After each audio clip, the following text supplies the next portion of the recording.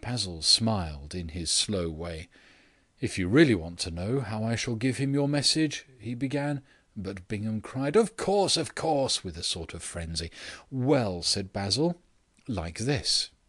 And he suddenly sprang a foot into the air, coming down with crashing boots, and then stood on one leg. His face was stern, though this effect was slightly spoiled by the fact that one of his feet was making wild circles in the air. "You drive me to it," he said. "You drive me to betray my friend, and I will, for his own sake, betray him." The sensitive face of Bingham took on an extra expression of distress, as of one anticipating some disgraceful disclosure. "Anything painful, of course," he began.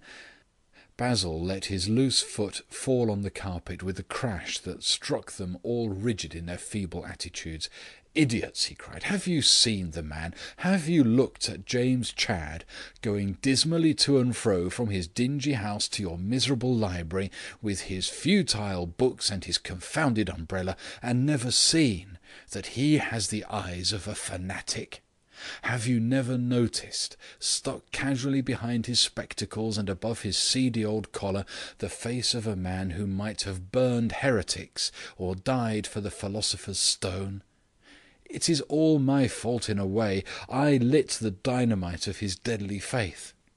I argued against him on the score of his famous theory about language, the theory that language was complete in certain individuals and was picked up by others simply by watching them.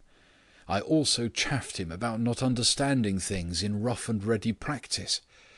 What has this glorious bigot done? He has answered me. He has worked out a system of language of his own.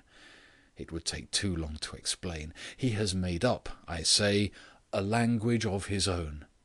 And he has sworn that till people understand it, till he can speak to us in this language, he will not speak in any other.